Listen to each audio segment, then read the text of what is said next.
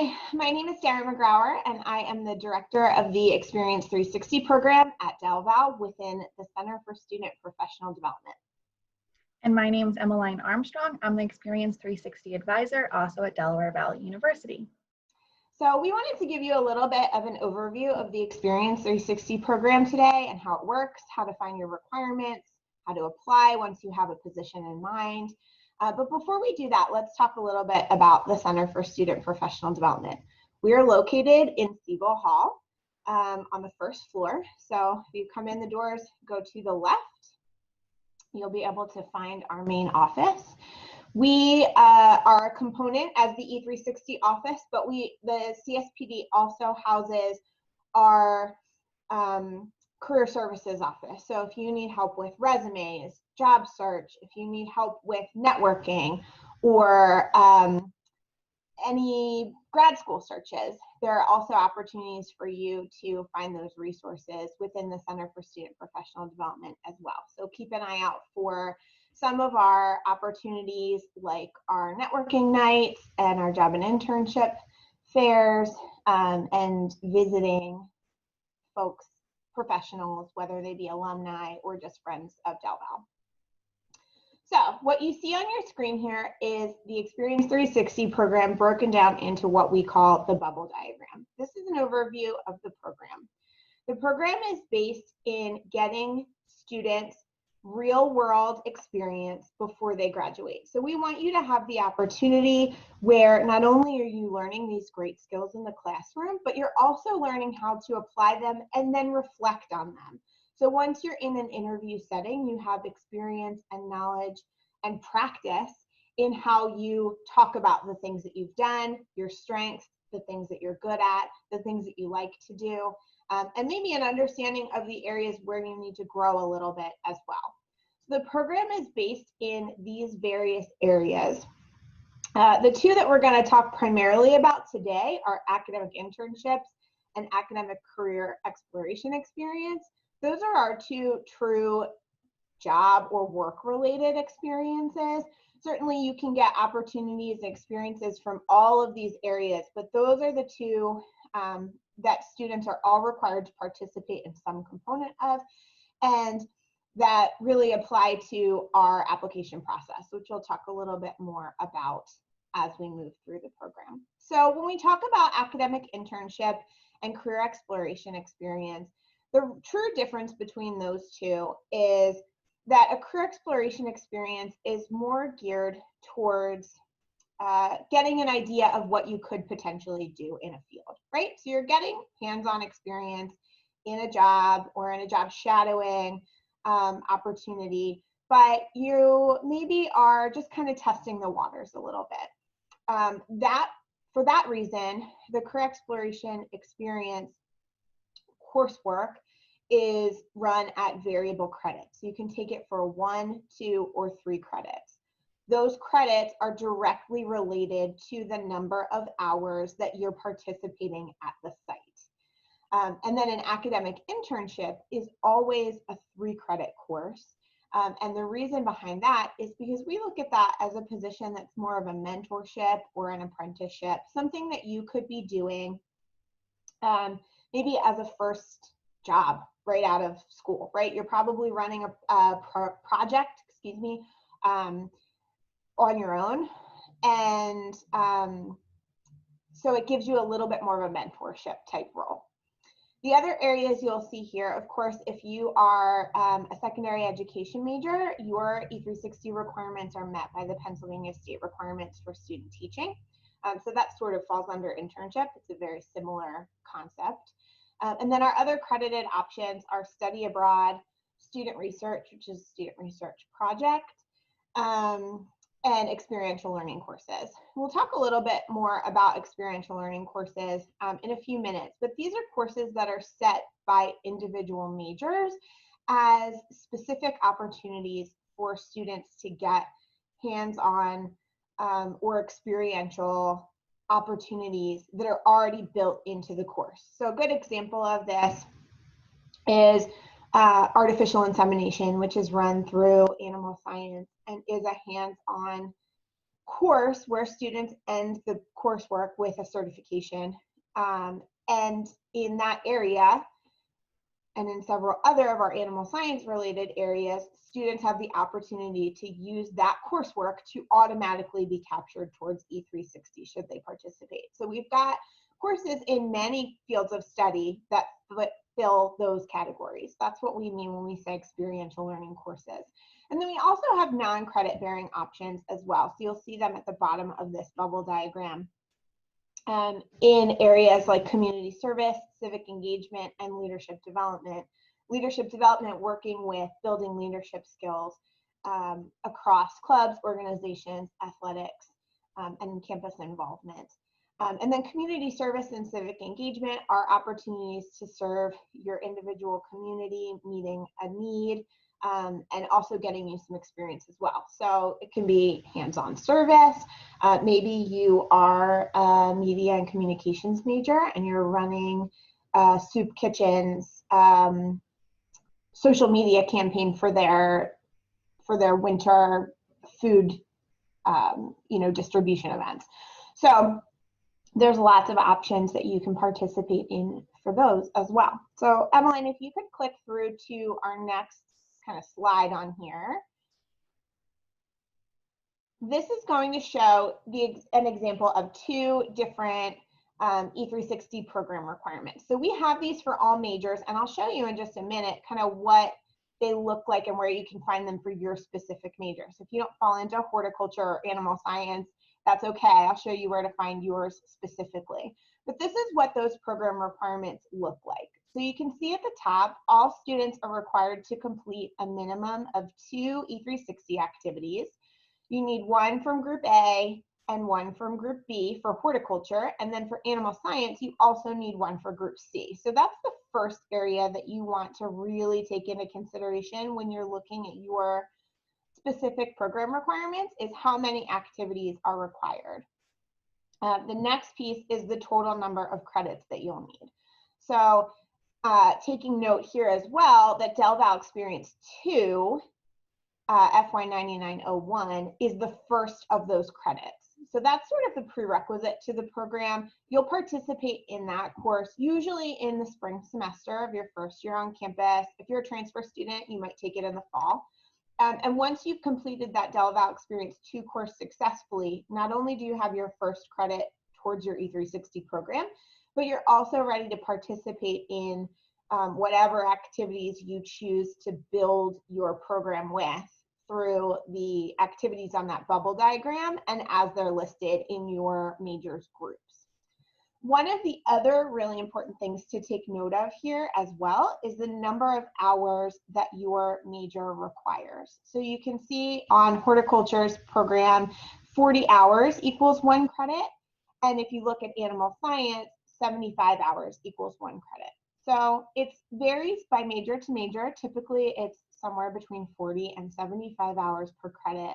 That is an area that is set by the academic departments to get students the experience that they feel is necessary for a position within those fields.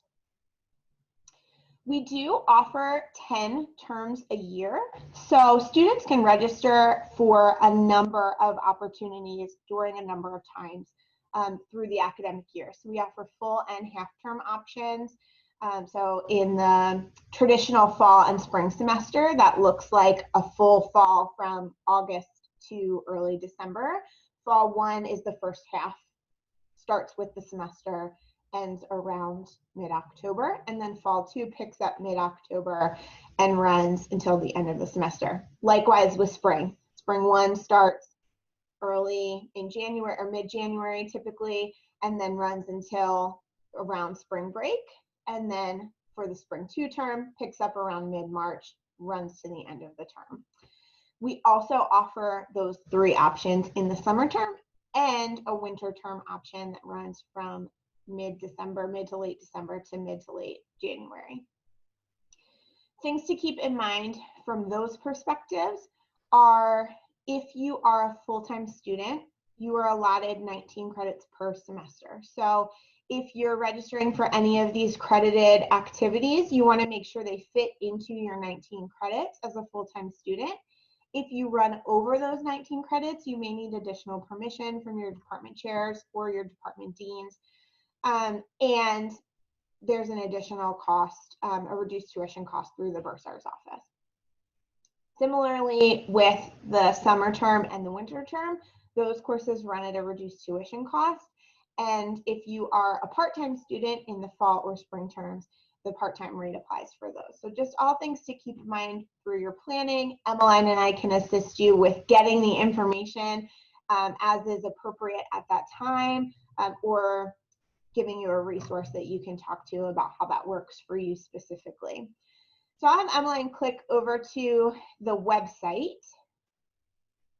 So this is our little corner of Del Val's website. So you can find us at delval.edu/CSPD is the Center for Student Professional Development as a whole. And then if you add that /E360, you can see this is the E360 component specifically. So if you scroll down to the bottom here, you see all of those requirements by program. This is what we just had pulled up on the screen, but this is where you can find them for each individual major. So if you're not horticulture or animal science, where those where we just had those requirements pulled up, you can see your specific major's requirements here. I'm going to pass it off to Emmeline so that she can talk a little bit about the activity application process, and we can go from there. So once you obtain a position that you want to utilize for E360, say you get a career exploration experience position, and then you need to put an activity application in on ExperienceLink. So we're going to walk through how you do that. So you'll go on delval.edu/ExperienceLink. It will show up to sign in, and you'll sign in the same way as you would for Blackboard. And this is the screen that will pop up. It's the home screen. You'll go to Experiential Learning on the side. Right here, you'll click there, and then it will bring you to an Experiential Learning action plan. You'll fill this out. It's just your goals, and then the action steps to meet those goals. And this will be reviewed by your department chair when they look at and review your activity application that you submit as well. So right now, to get to the next step, I'm just going to put some words in here, TBD. We're going to hit submit. This is not the activity application. I know it says submit, which is a little confusing, but we're going to go to the next step. We'll hit Experiential Learning. This student already has an activity application in the system, but if you are a new time student or haven't completed an activity yet, yours would be blank, and you would just hit Add New. And then this is the activity application. You'll scroll down a bit, and you'll click the activity type you're interested in. I'm just going to put career exploration experience because there's an additional step that I want to talk about. You'll click the semester you're interested in as well. Right now, we have Fall 1 and Fall 2 open, but I'm just going to click Fall 2 right now. Again, there's 10 terms a year, and those will be offered throughout the semester, and registration dates can be found in your email. You'll click the credits you're interested in. Again, like Dara said, you want to click and register for the amount of credits you'll be able to work at the site. So if you're going to be able to work around 40 hours at the site, you would click 1 credit, and that would be for a traditional student or a standardized. It's the minimum, where if you're an animal science student, that would be 75. You just always want to remember the hours per credit you need for your major, and that can be found on the website. This is all good information here. If you're absent from work, if you need a withdrawal, the course load, what's required for the academic Blackboard course, the reflection course, you'll sign your name. And then we'll just ask for all this good information. Your student cell phone number, the organization name you'll be working for. You'll put, most of the time you'll do new company organization name, because up here, this is where if your organization is already in our system. And sometimes they will, and other times they won't. So if it's not in the system already, don't be afraid. Just click down below, just go down more, and you'll click it right here. You'll put a brief description in the activity application. This is just for your department chair to understand what's going on at the site a little bit more. You'll also submit your hours estimated per week. Again, this is for us to get a more understanding if the site is a good opportunity for you. You'll put your site supervisor's name. This is the person that you'll be directly reporting to at the site. This could be your boss or your direct report. And this person will verify your hours at the end of the semester along with approving you at the beginning. And then the site supervisor's title and department. The site supervisor's email will need their email to, again, verify your position at the beginning and then verifying the hours at the end of the semester as well. And this person should be more of a mentor to you at the site. They'll help you make sure you get to your learning objectives. You can even ask them to help you come up with your learning objectives because remember, it's a team effort. You want to make sure you meet those learning objectives. Oh, sorry. Those learning objectives. And we'll talk about that a little bit later. You'll also put the organization's address as well. You'll put your start and end date. These hours, the hours that you will be utilizing should be within the academic term you're registering for. So these start and end dates should be within the academic term. Like fall two right now is October 15th to December 8th. And that will always change depending on the year, but those dates should be in between the start and end dates. You'll scroll down a little bit more. You'll answer these questions. Have you used the activity application? Have you used the E360 activity before? If you have, then you would put new learning objectives in the objective boxes. And then we'll get to your learning objectives. So learning objectives are very important. First of all, you're going to put one more learning objectives than the credits you're registered for. So this student is going to register for 1 credit. They'll submit 2 learning objectives. And how you'll do that is you'll do it in one box and then click Add Learning Objective because you want to have 1 box per each learning objective. That's just how the system works. So a learning objective is just what you want to learn throughout this experience. And you want to make sure that you'll be able to reflect on it throughout the course in the online reflection course.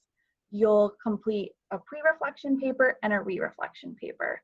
So you want to make sure that your learning objectives are attainable and that they are aligned with your career goals as well.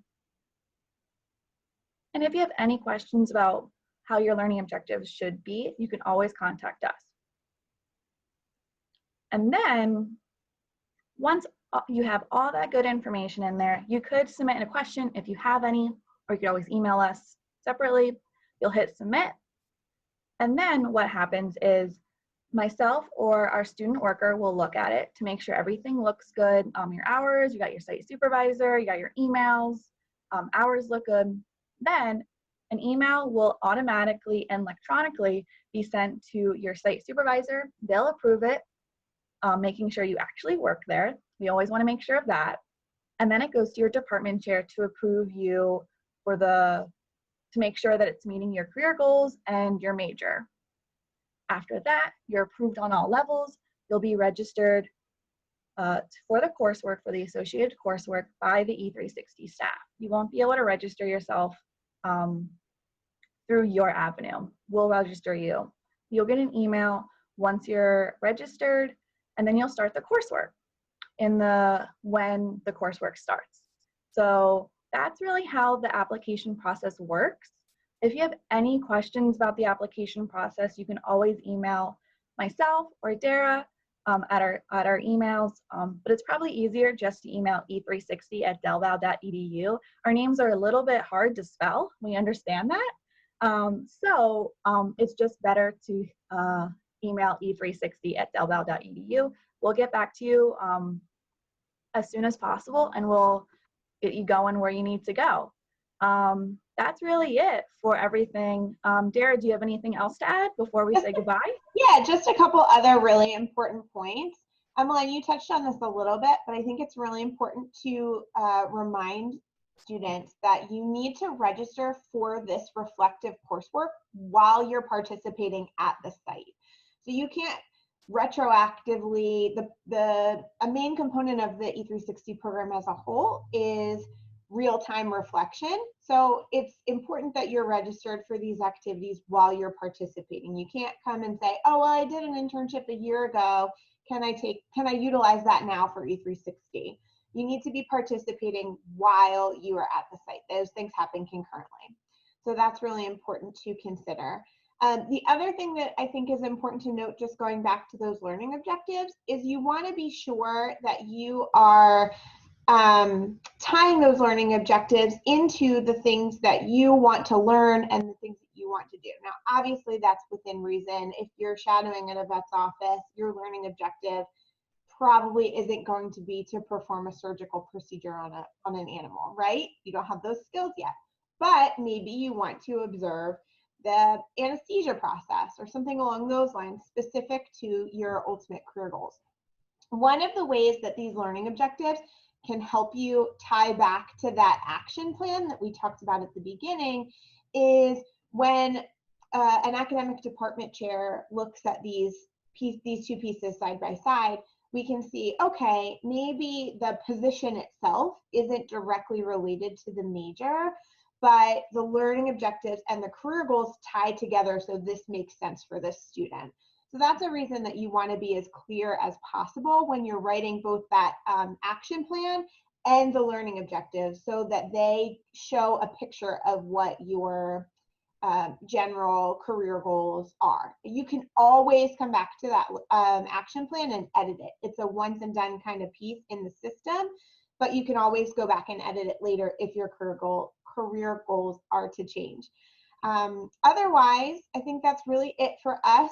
Again, please feel free to reach out to us at e360@delval.edu if you have any specific questions, whether it pertains to the activity application, the program, your requirements. If you are a transfer student, I should have said this at the beginning, if you're a transfer student, your transfer credits may impact the trajectory of your program as a whole. So if you have questions about that, we're happy to meet with you one-on-one. We also try to have a number of opportunities for students to do drop-in appointments with us, whether that be in person on campus when that's possible, or electronically. So keep an eye on your email for information about that as well. But really, we're here as a resource for you. We're happy to help you with questions about the program and your requirements. So please don't hesitate to reach out. Okay, that's all from us. Have a good one.